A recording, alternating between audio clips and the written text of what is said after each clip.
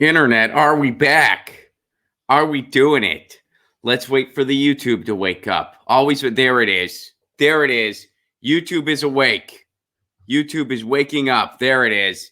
YouTube's awake. We're doing this. Goodbye, Kamala. It's been nice. Hope you find your... Wait. I take that back. I do not hope Kamala Harris finds her paradise.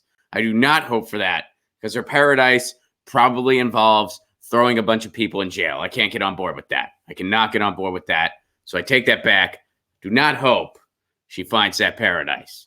Unless it can just involve music that hasn't been released yet in pot, I have no problem with that. No problem with that. But if it involves throwing people in jail, what's up, everybody? We're back. Welcome to Get Your News On with Ron. I am back. I hope everyone had a lovely holiday weekend. Hope you got to have some quality time with loved ones or with yourself, really. I mean, maybe you just spent some solitude time, kind of revisited some good records, read some good books, made some phone calls or not. I hope it was well, whatever it was, is my point. And Lucy is chilling elsewhere. She is still, it's rainy here in Southern California, which I know I'm not going to complain about the rain. We do need it, but it's cloudy and rainy. And I think it's Lucy sort of a little, maybe she has seasonal depression or something. I don't know, but she's been kind of like, it's rainy. I'm just gonna chill out. I don't really want to come hang. Usually she's hanging out, but she hasn't been as of recent due to the cloudy and raininess. She was in good spirits when we got back, and I think that's largely because we had people house sit for us. We had overnight guests house sit for us, and I think that made all the difference in the world.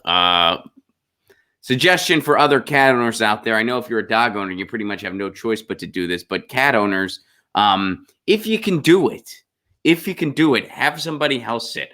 I think it made Lucy a lot happier.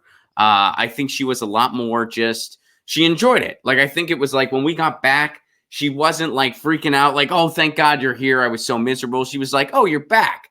That's even better. Great. And I think the reason she was more chill is she had a house guest. But anyway, getting to the news of the day, this is an important way to start. You know, a lot of times I will have one of our contributors come on and say a few words. But today we're going to do something a little bit different. And I want to start with this. What makes them mad about it? What makes them mad about it is that they had black people and white poor people and red poor people and Puerto Rican poor people and Latin American Puerto Rican people of poor people of all descent. They had them caught up in movements based on racism when the Black Panther Party stood up and said that we don't care what anybody says. We don't think you fight fire with fire best. We think you fight fire with water best. We're going to fight racism, not with racism, but we're going to fight with solidarity. We said we're not going to fight capitalism with black capitalism, but we're going to fight it with socialism. We stood up and said we're not going to fight reactionary pigs and reactionary state's attorneys like this and reactionary state's attorneys like Hanrahan with any other reactions on our part. We're going to fight their reactions with all of us people to get together and have an international proletarian revolution. Right on. Right on. That was Fred Hampton.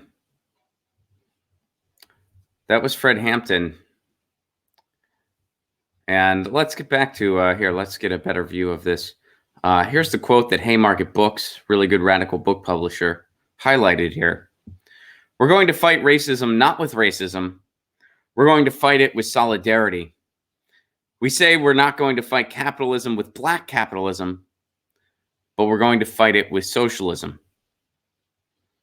And as you can see, he was speaking to an audience of black people and white people.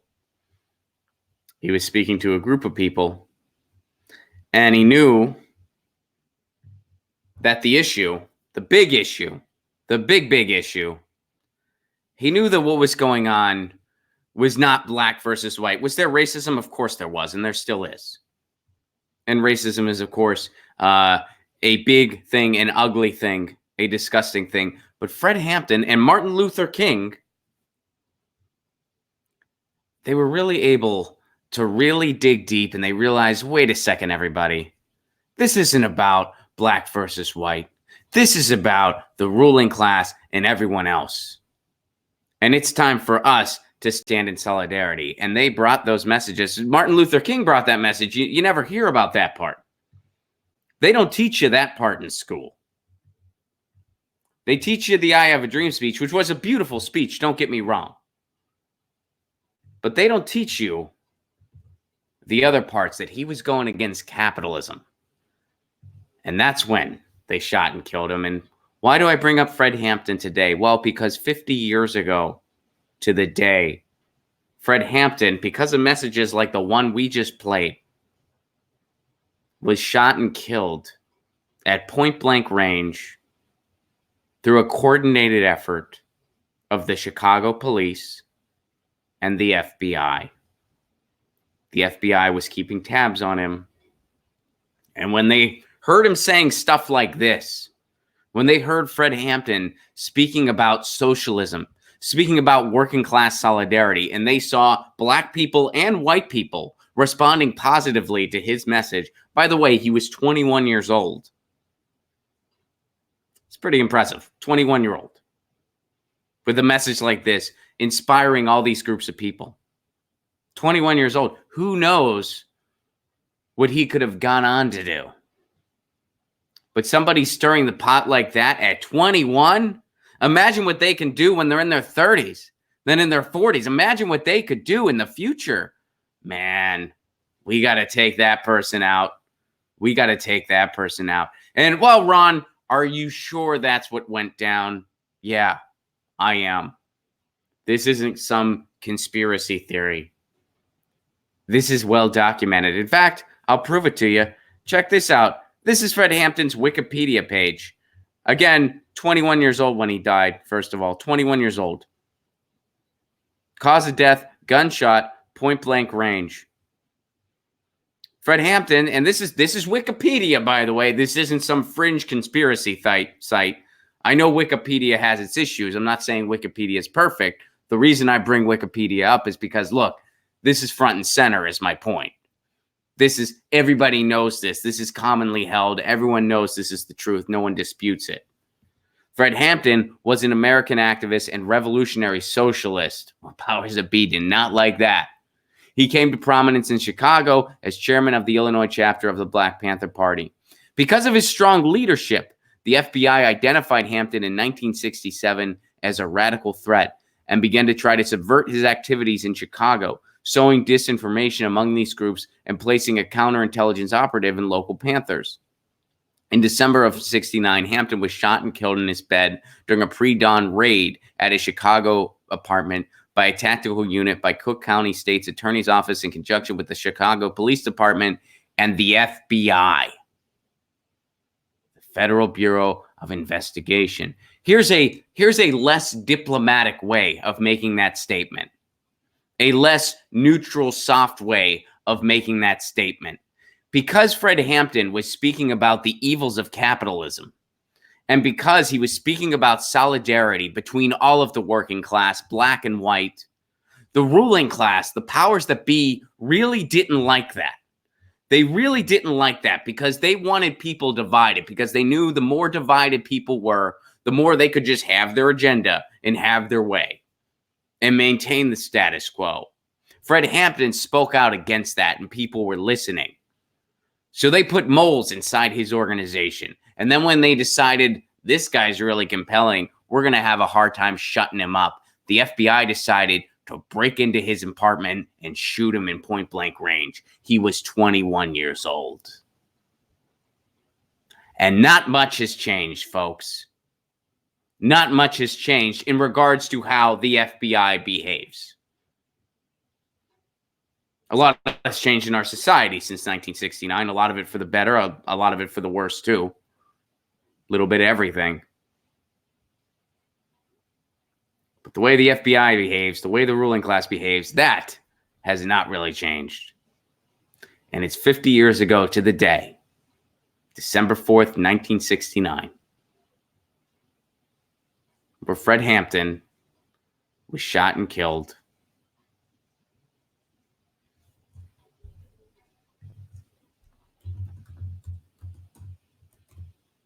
because of that message we just played.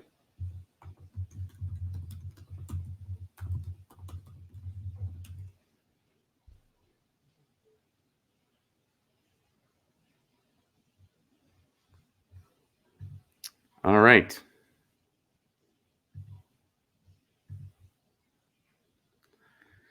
And there's a lot of there's a lot of memorials out there, especially in the local Chicago media. Talking about what happened. Truth Out has a good article about it as well. The thing most mind-blowing to me, other than just the fact that, this is something the FBI does.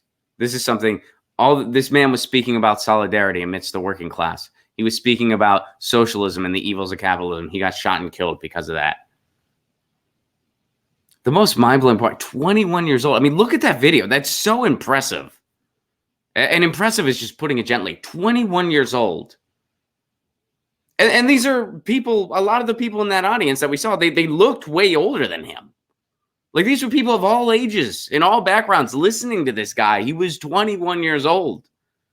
And that's part of the reason the FBI had to get rid of him, because they knew, man, if he's pulling this off at 21 years old, he's doing this. Imagine what he can do as he gets older.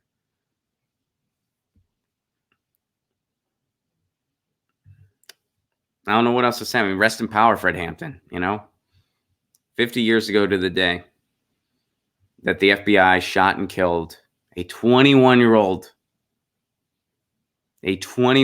young adult. You don't want to say kid, but really it's like, dude, 21. Your life's just getting started. You're just getting started at 21. Or at least you should be. Fred Hampton didn't get that, though, because he was speaking out. Powers that be didn't like that.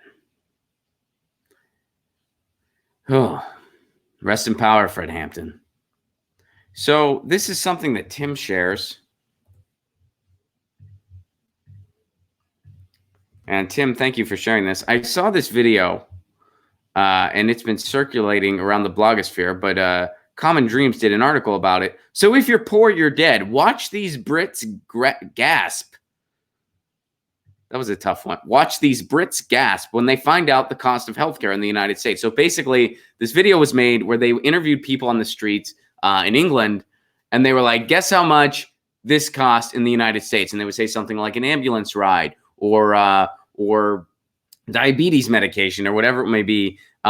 Britons, in a video released Tuesday, expressed incredulity and shock at the high cost of healthcare in the United States and thanked the United Kingdom's publicly funding and administered National Health Service. So if you're poor, you're dead, one young woman tells the interviewer from Joe Politics after hearing an asthma inhaler in the for-profit U.S. system cost between $250 and $300. Two different men appeared shocked when they told Americans can be charged $2,500 for an ambulance ride. For real? One asked. Why? Asked another. Well, I'll tell you why. And now they're saying our NHS is not for sale. So what spawned a lot of this was that the Tories and the Conservatives in England now are talking about making the NHS more like our system in the US. So now people all over England are saying, whoa, no, our NHS is not for sale. Because they're finding out, well, what really goes on in the American system. And isn't it interesting how shocked they are to hear what medicine costs in the United States, to hear what an ambulance ride costs in the United States? And the answer to their question, why, it is because we have a for-profit system where we have allowed these third-party predators called insurance companies to dictate our lives, to dictate our health. It is beyond morally disgusting. It is light years beyond morally disgusting. And it is inefficient. It is a waste of money and resources. It shackles medical professionals, most of whom would rather just practice medicine, which is what they signed up for. Ask a U.S. doctor. Most of them will tell you, man, I didn't sign up. I signed up to be a doctor, to practice medicine. I didn't sign up to do eons and eons of paperwork.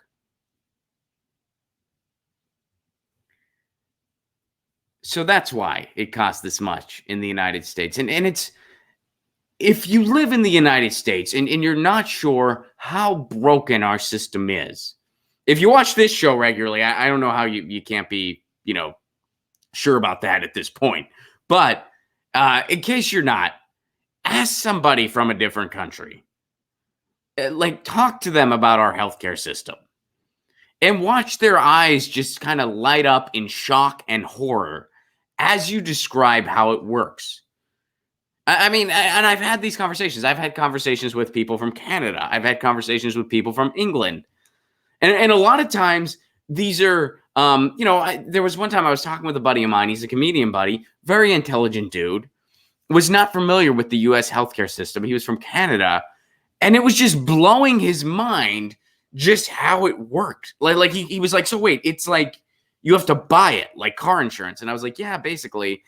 And this was before the Affordable Care Act passed, by the way. But, it's still the same principles.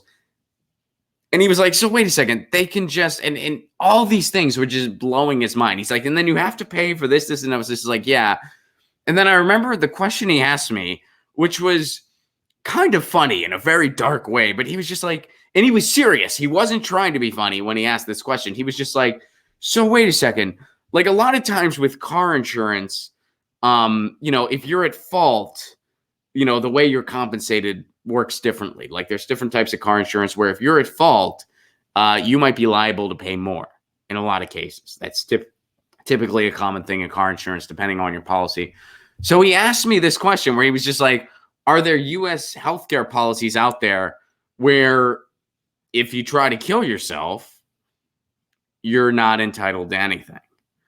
Like they're just going to be like, hey, you're on your own. And again, he wasn't trying to be funny. Like he was asking, like he legitimately was curious. And his friend was like, dude, shut up. And I was like, no, that's a valid question. And to be honest, I'm not even sure. I mean, there's so many predatory policies in the U.S. Could there be something out there like that? And they get away with so much because they find these loopholes. There very well could be something like that.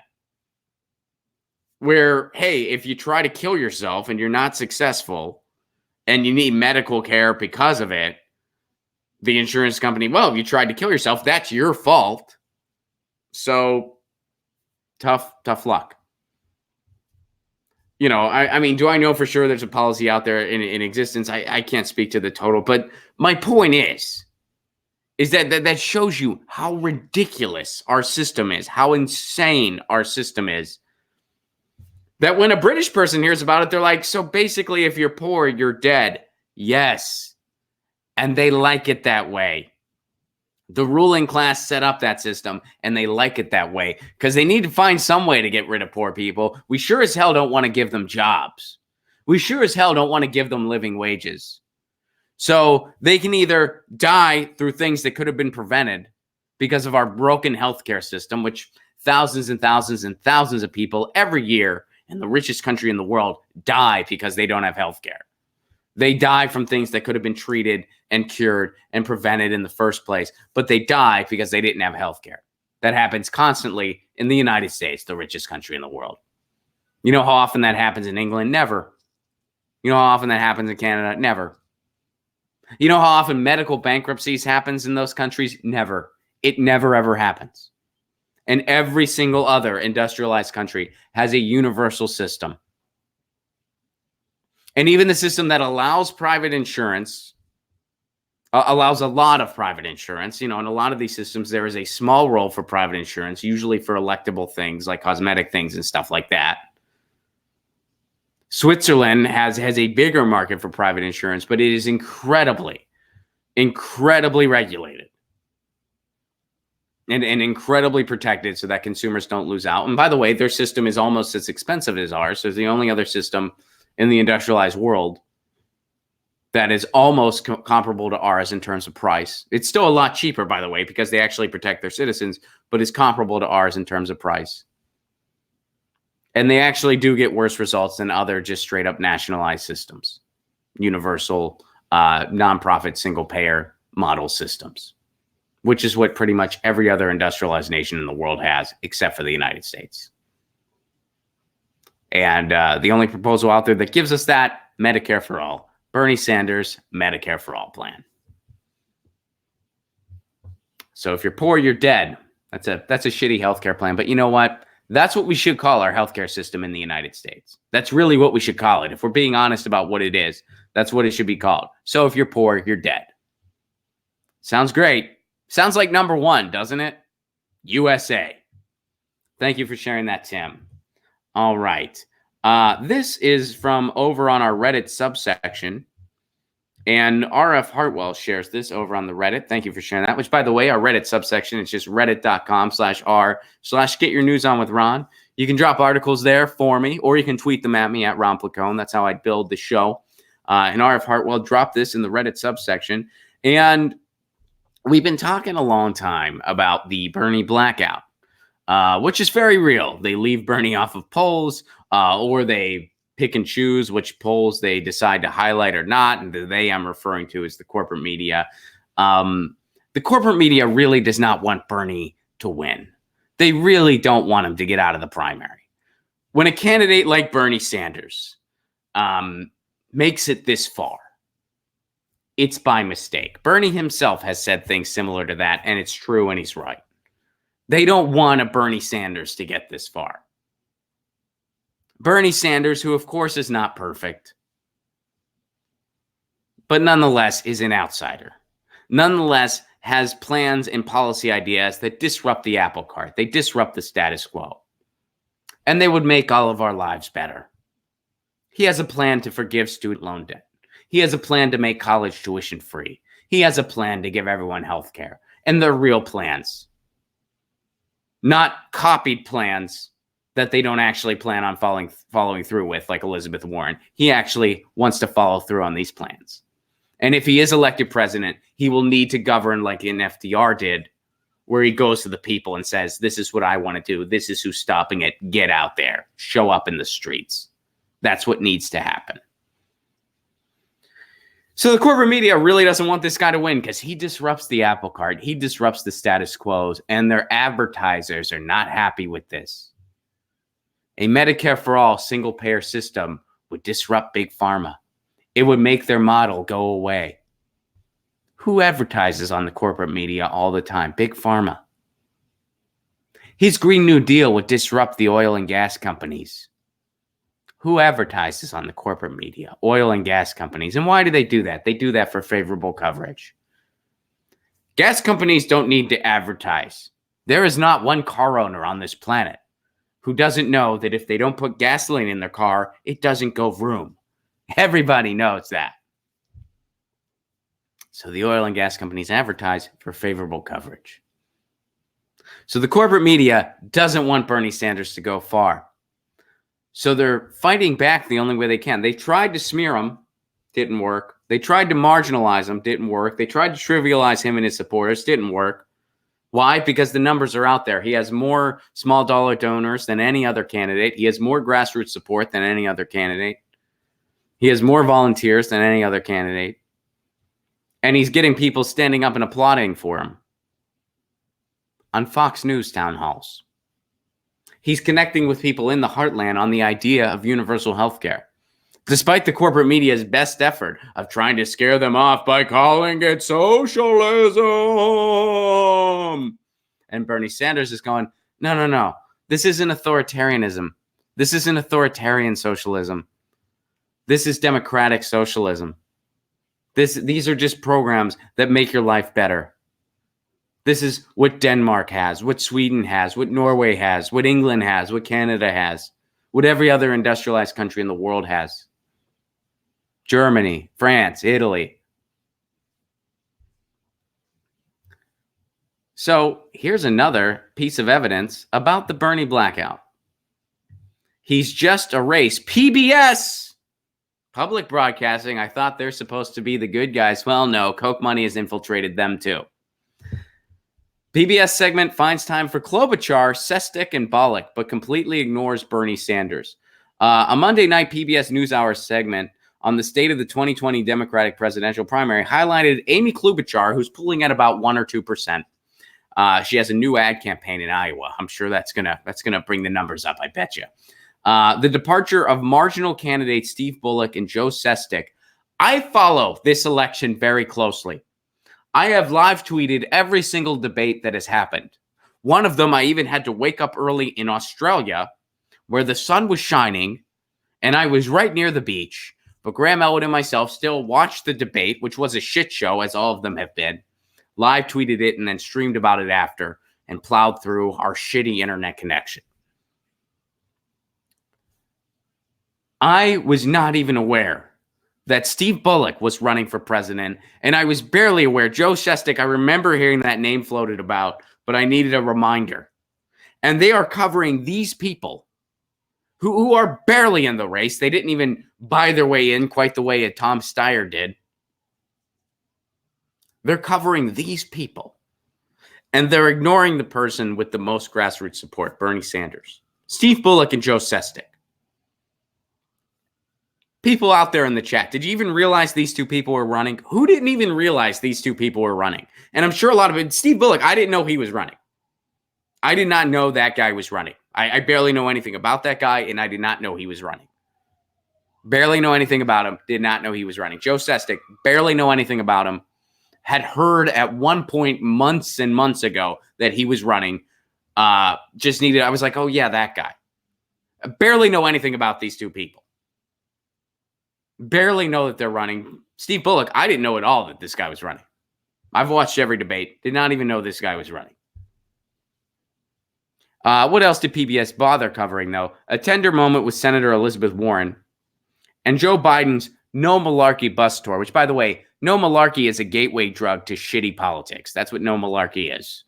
No, Joe Biden, his speech, he is so out of it at this point. Joe Biden is like if jet lag was a person. If you've ever been jet lagged, that is Joe Biden personified. He is jet lag personified. He is just half awake, talking about nothing. Talking about his hair, his leg hair when he sat as a lifeguard and enjoyed kids jumping on his lap. We could have a new game show. It could be called Shitty Beat Poetry or Joe Biden Speech. And I bet a lot of people would get it wrong. Like, oh, daddy-o. I was a lifeguard. The sun was shining. I had hair on my leg, man. And the leg hair was smooth. Like Frankie, baby. Yeah.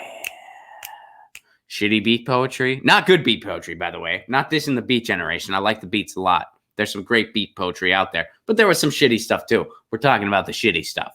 That's because if it was good beat poetry, you would know that's not a Joe Biden speech. If I was reading How, you'd be like, that's not a Joe Biden speech. That's How. That's legendary. But if it's like some shitty stuff that everyone's forgotten, well, you know, you get the idea. So they did not once even mention Senator Bernie Sanders, despite recent key endorsements and a surge in the polls. Remember, I know this is a quote from current affairs editor Nathan Robertson.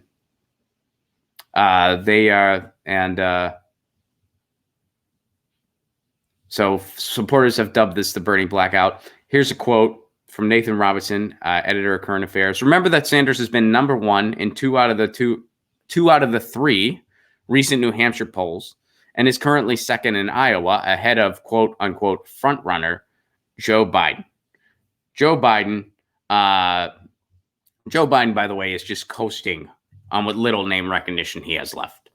I mean, the more, and that's what his campaign's counting on. They are making sure he talks as little as possible because they know he is incapable of raising his poll numbers. Name recognition is not going to be enough to coast you into the general and to get you through a primary. Why? Because too many people are paying attention this time. Name recognition alone ain't going to do it. And that's literally all Joe Biden has. I'm Obama's buddy. That's all he has. He has been pretty much on the wrong side of everything for 40 years. For 40 years, he has been on the wrong side of nearly everything. And whenever he talks, people like him less, and reasonably so. Reasonably so. Deservedly so. It's a better way, but reasonably. I don't know why I said reasonably there. Deservedly so. Every time he talks, I mean, he's just out of it. Like he's done. He is done. He is intellectually spent. When he was confronted about immigration by the Latino community, by a Latino activist, he said, you should just vote for Trump. He did not have an answer for him. He had nothing. So he just gave up. He's like, oh, go vote for Trump then. How inspiring is that? Hey, brown person, where else are you going to go? Where else are you going to go? I'm not going to offer you anything. I'm not going to change much. But that guy's an even bigger psychopath. What are you going to do? That's what Joe Biden said to that person of color who was concerned for their loved ones, who was concerned for their community, who was concerned about what's happening with immigration, as we all are and should be. And Joe Biden told them, go pound sand. Trump's even worse. What are you going to do? What are you going to do? And then when he was asked about healthcare, he didn't have an answer for that either. So he's like, it sounds like you want to vote for Bernie. Go ahead, vote for Bernie. The establishment's going to try to stop him. I'm not going to do anything for your healthcare, but screw you. You're stuck. That could be Joe Biden's campaign slogan, by the way. Screw you, you're stuck. I'm jet lag personified. Joe Biden. So that guy cannot coast on name recognition alone. But meanwhile, we have this Bernie blackout. And even PBS is participating. You think NPR is much better? They're not. They've declined significantly in recent years. So has PBS. Why? Because they're taking more and more private funding and they're doing the will of their donors. They're doing the will of their advertisers. We don't have a media structure in the United States. I'll repeat that. We don't have a media structure in the United States. We just have a corporate giveaway. It's not a media structure. We have no oversight, none, of news and information. That's disgusting. A democratic experiment can't work in a media structure like that. That's why shows like this exist. Do you think in any healthy, functioning democracy, people would choose to get their news from a comedian streaming in his living room who talks to a cat? An entertainment show, that's fine. But do you think anybody would choose to get their news that way if we actually had a real media structure? They would for entertainment purposes. They would to maybe just get a jumping off point, and that's fine. But it's like, you can get more out of a comedian talking to a webcam in his living room than you can from the corporate media. And that's disturbing. That's very disturbing.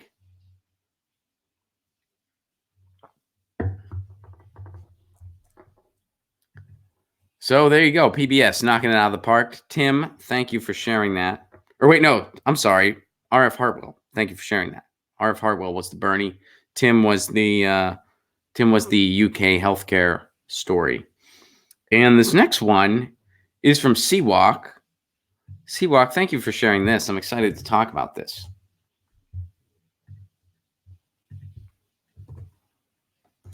So you guys know that I'm very fascinated. But first of all, I'll start this with the disclaimer that I always give when we do stories like this. I'm not a lawyer. I do not have a law degree. I have no legal background other than a couple classes in college, and I'm a hobbyist. That's it. But I've always been fascinated by the concept of defamation. It's something that's very interesting to me. Again, I'm not a lawyer, but this is interesting. Elon Musk is in a defamation law case right now. And here's what happened. So let's go to the article, find out what happened. Calling a stranger pedo guy was just swapping Twitter insults, Musk testifies. Okay, so here's what's going on. Dressed in a black suit and wearing a somber expression, Elon Musk testified in a Los Angeles federal court on Tuesday that he was merely trading insults with a British cave rescue diver when he called him a pedo guy on Twitter. Musk, the chief executive officer of Tesla and SpaceX, is accused of defaming Vernon Unsworth with accusations of pedophilia and child rape with no basis in fact. Unsworth helped lead the effort to extract 12 Thai boys and their soccer coach trapped in a flooded cave in July of 2018. Why is Elon Musk attacking this guy? This guy rescued a bunch of kids. Why are you attacking this person? Well, let's read on and find out. Okay, so the tweet came after Musk showed up in Thailand with a miniature submarine that he said could safely transport the children. On CNN, Unsworth called his move a PR stunt and said Musk can stick his submarine where it hurts. Okay, so that's why Musk felt insulted. So this guy rescued a bunch of kids. He was a diver. He rescued these kids. Elon Musk shows up and is like, hey, I got this submarine. This can help. And the guy was maybe like, you know what? I rescued these kids. Elon Musk, you're just looking for a photo op. Screw you. I can understand his frustration. Musk responded with the pedo guy tweet and doubled down when a Twitter user questioned his claim, writing, betcha a signed dollar, it's true. Ooh. Later, Musk sent an email to a BuzzFeed reporter urging him to stop defending child rapists, apparently referring to Unsworth. Musk testified that Unsworth criticisms were wrong and insulting, so I insulted him back. Unsworth's attorney, L. Lynn Wood, portrayed Musk as an egotistical and vindictive. I'd say so, just a little bit. You know, you could have responded to this guy and said, you know what, I did genuinely want to help. And, you know, that's pretty lame that you're, you know, assuming the worst out of me. Whatever. He could have said something like that. Instead, he accused him of one of the most horrible things you could ever accuse somebody of. And he went a step further and, according to this article, reached out to a reporter claiming this guy is a pedophile / rapist. That's a few steps beyond. And that's not how you deal with somebody who's trolling you on the internet. Wow. That's psychotic behavior. It really is. I'm sorry. Mark. And then there was Elon Musk, who is Elon Musk's good older twin brother. Not older, they're twins. No, he's a little older. He was born 8 minutes sooner. And he actually has amassed a fortune too. He gave it all away to charity. You never hear about that Elon Musk guy. But anyway, Musk, who is what this article is about, Musk accused Unsworth of being a pedo in the midst. So here's what the attorney says. Musk accused Unsworth of being a pedo in the midst of what should have been one of the proudest moments of his life. Unsworth is seeking unspecified compensatory and punitive damages. So here's the thing about defamation. In defamation, you have to be able to prove, and you really have to be able to prove it, like significantly prove it, that this person who's being accused of the defamation, of defaming another person, which defamation is essentially just you're spreading lies about somebody with the intention to defame them, with the intention to hurt them, hurt their career, hurt their reputation, hurt their view in the public eye. That's what you're deliberately trying to do. And straight up defamation, which is very difficult to prove, is not protected by free speech protections. Now, intention is the very, very significant thing you have to prove here. You have to prove intention, because otherwise you're creating a big slippery slope, because somebody could just be reporting faulty information, or somebody could just be making an opinion, giving an opinion or something like that. And then if you allow defamation to occur too easily, or defamation lawsuits to be successful too easily, you see how you're treading a very slippery slope there. So it's very difficult to prove defamation, as it should be. And a lot of people have asked, well, why doesn't Jill Stein sue Hillary Clinton for defamation? Or why doesn't Tulsi Gabbard sue Hillary Clinton for defamation when she called them Russian assets? Well, because that would be very difficult for them to prove, because there have been so many ridiculous, bogus accusations by the corporate media in the past. Hillary Clinton would be able to point to some piece of faulty information, and there's plenty of it. Malcolm Nance straight up said Jill Stein had a show on RT. She does not. A simple Google search would prove that. But that was just said completely unchecked and uncritically on MSNBC. And that's just the first for instance of that comes to the top of my head. There are countless for instances of stuff like that. So Hillary Clinton in this hypothetical could just point to something, anything, and they're going to be like, well, I was just going off of that. Done. So that defamation is very hard to prove, is my point. But in this case, it looks like this guy has a valid shot. Did Elon Musk have any reason, any factual basis, any evidence, and it doesn't look, according to this article at least, it looks like there is absolutely nothing to think that this guy is a pedophile or a rapist. Absolutely. I mean, unless there's more that hasn't come to the surface yet, no, he had absolutely no reason, no evidence out there. No, I mean, this guy was just a diver who rescued these children and then, made some unfavorable statements about Elon Musk. That's the only thing, according to this article, according to what's available so far, Elon Musk had to go by. And yet, so was there an intention to harm? Well, he contacted a reporter about this guy. He reached out to a reporter about this guy, calling this guy a pedophile and a rapist.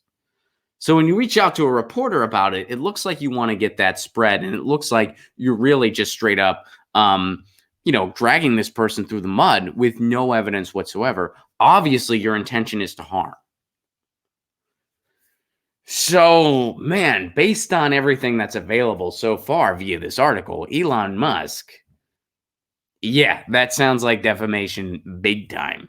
So, curious to see how this ends. But if Elon Musk's defense is, I just insulted the guy on Twitter. Well, wait a second. You accused him publicly of being a pedophile and a rapist. One of the worst things anyone can accuse you of. All this guy accused Elon Musk of was, taking a photo op. He's just issuing an opinion there. That's a lot different. If Elon Musk would have said, I think you're being a dick. This guy's a jerk. That's not defamation. That's Elon Musk trading insults, as he's saying. And he's making the calculated statement of, hey, I think you're being a jerk by automatically accusing me of the worst. That's not defamation. That's just people on Twitter, whatever. But you accused him of one of the worst crimes one can commit. That's what you accused this guy of. And then you went a step further, contacted a reporter saying that they were harboring these horrible people. Elon Musk, that is psychotic behavior. That seems to be provable defamation. So, I mean, if this is all there is to this case, this guy should win. And again, is there more out there? I don't know yet. Maybe there's more out there. Maybe there isn't. It doesn't sound like there is, though. Man. Ugh. That is scary behavior, Elon Musk. That is scary, scary behavior. So, let's end the day with good behavior, shall we? Let's do that. So, check this article out. Italy passes a law to send unsold food to charities instead of dumpsters. Italy joins the growing list of countries looking to end food waste. Now, if you didn't see me tweet this ahead of time and you're just seeing it now, you may notice a little something. You may notice that this article is from 2016. Ron, why are you bringing up something from 2016? Did you forget what year it was? You've had a few days off of the stream because you were traveling for the holidays. Are you that rusty that your filter's off and you're sharing articles from 2016? Well, no. There's actually a reason we're talking about this today. So hold that thought. Let's just kind of go through and set this up first. Then I'm going to bring up why we're bringing it up today. All right, Italy is introducing a series of incentives to end food waste. Instead of throwing away leftover food, Italy wants businesses that sell food to donate unsold to charities rather than throw it away. The environmental, economic, and moral benefits are so clear that the bill received broad support across all political parties and is speeding through the approval process. The next step will be getting businesses to comply, providing some sort of nudge to change the current model of careless waste. Other countries such as France are nudging businesses in the form of a steep fine. Italy is taking a different approach. Instead of imposing penalties, the country will give garbage collection tax breaks to businesses that take part in the initiative. All food donated by businesses has to be recorded so the tax break will be easy to implement. Currently, the country spends more than $13 billion US dollars on waste management. Okay. All right. So this happened in 2016. Why am I bringing it up now? Hopefully it's working out for Italy. Hopefully it's going good. Well, because There's somebody that's addressing this in the United States now, and somebody brought this up as part of their platform. And Truth to Tweet shares this with me, which Truth to Tweet, thank you for sharing this with me. By the way, False to Tweet, never share stuff on this show. I don't know why that is. False to Tweet, they never even try to trick me with some fake news. No, False to Tweet, never. So here's what's going on here. Russ, a guy named Russ, and what is Russ's last name? I wish I knew Russ's. Well, we'll find it out in a second. Russ is calling for this as part of his platform, and Russ is running for Congress in New Jersey's 6th District, which, Russ, thank you for bringing up our food economy. This is something that politicians do not talk about often. This is something that often goes under the radar. Bernie Sanders has been talking about farming. And you know what? I'll give credit where credit is due. You know who else had a couple good things to say about farming? I disagree with the guy on a lot of things, but he had some good things to say about farming. Pete Buttigieg. Pete Buttigieg actually had some good things to say about farming. There are very few times where I'm agreeing with anything Pete Buttigieg has said. But in one of the recent debates, he was talking about farming. I mentioned it when it happened. I even tweeted about it. He had some good things to say about farming. We need to act local with farming. We need to invest in our farms around the country. We need to invest, and this is something you can do locally. We need to really invigorate crop shares and stuff like that, because factory farming is a disaster for the environment. It's a disaster for the environment. It's also morally repulsive, and we need to end it. And we need to totally reassess the way we go about farming. And we also need to totally reassess the way, getting back to this topic, the way we go about food. There should be a 0% poverty level in the United States. We waste so much food in this country every day. And you can read the studies that have been done on this. There was that professor out of Berkeley who did that experiment where he spent no money on food and just dumpster dove. And he showed this is all the food that we waste every single day. So Russ wants to propose a bill like this. Now let's learn a little bit more about Russ. I.e. his last name. Russ, what is your name, bro? Oh, here we go. Cirincione. Russ Cirincione. So Russ sounds like, I'm going to go out on a limb here and say Russ is an Italian-American, much like myself. And here's what he has to say. Cirincione, he's a dad, husband, and public servant, a progressive Dem for New Jersey 6, 100% for the people. And here's some of his platform: Medicare for all, Green New Deal, money out of politics, Humanist Report, independent news, bringing the content we need for democracy. Gee, Russ, I like Mikey too. I like Mikey Figueredo. We're buddies. We're both big net neutrality enthusiasts. But why just him? Why is he the only one, Russ? What's going on there? Is it because he's Italian-American and so are you? Well, I'm also Italian-American. And so is Pasta Jardula over on the Convo Couch. Why aren't you including us as well, Russ? And why are you limiting it to Italian-Americans? Russ only likes content from Italian-Americans. By the way, I'm totally just kidding if anyone here is actually taking this seriously.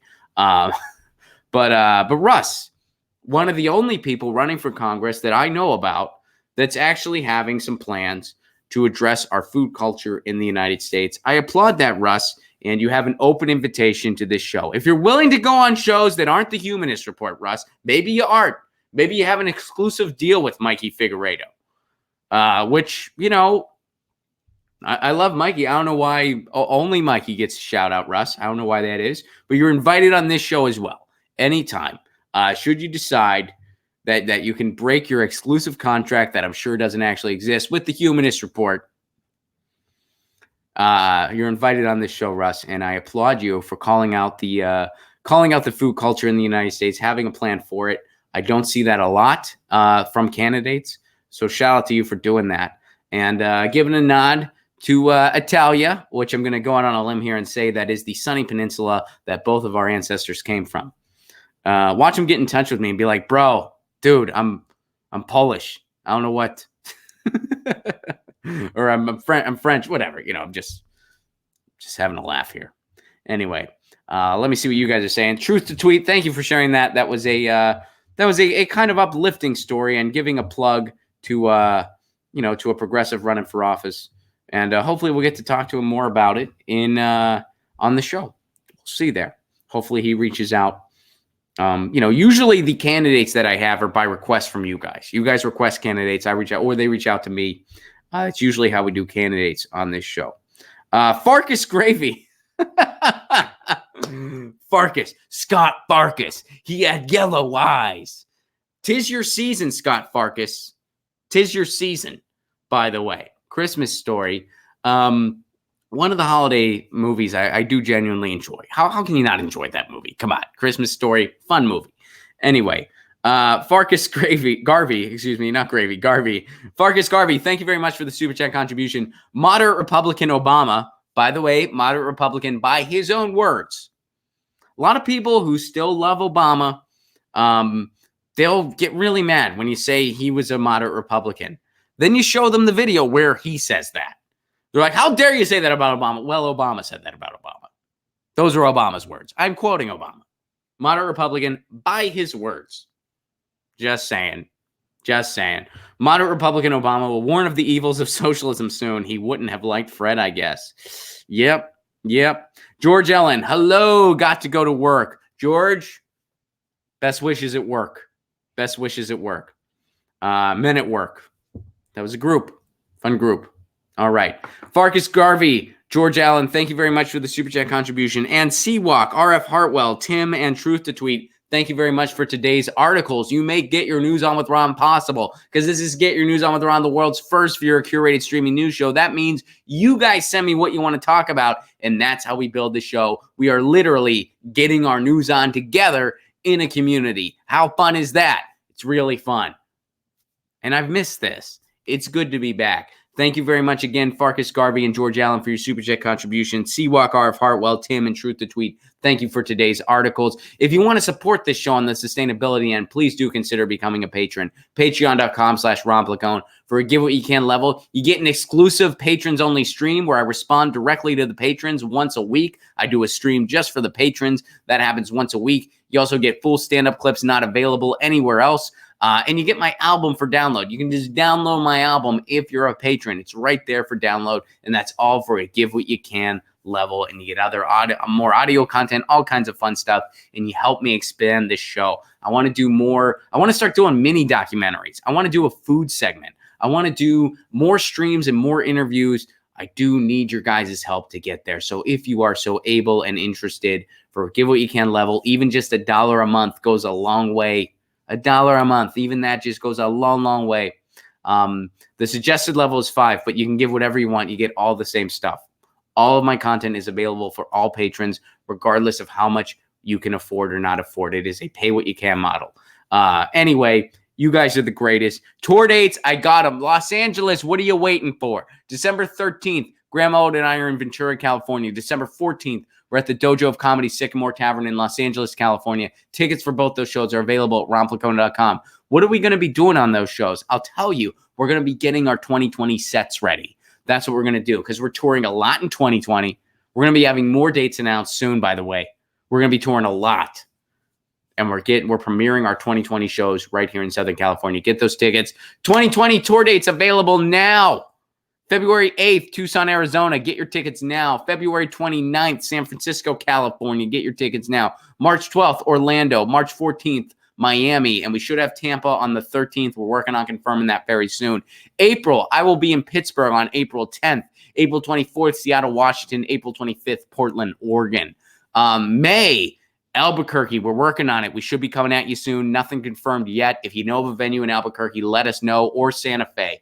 Also, Midwest, we should be coming. Buckle in, Cincinnati, Detroit, Cleveland. We should be coming at you. July, these shows are already confirmed. July 11th, Chicago, Illinois. July 12th, Milwaukee, Wisconsin. That's right before the convention starts. Tickets for all those shows are available now at ronplacone.com. East Coast, we're coming back. Minneapolis, Madison, we're coming back. We'll be announcing a lot more 2020 dates soon, and we should have the entire tour confirmed by the first part of 2020. Stoked. Awesome. You guys are the greatest. Thank you very much for being part of this. We'll be back tomorrow, same time, same channel, 1 p.m. Eastern, 10 a.m. Pacific, right here. This has been Get Your News On with Ron. You know the drill. Lucy, she's still chilling. It's the rain. It's got to be. Lucy says meow. I say peace. Peace.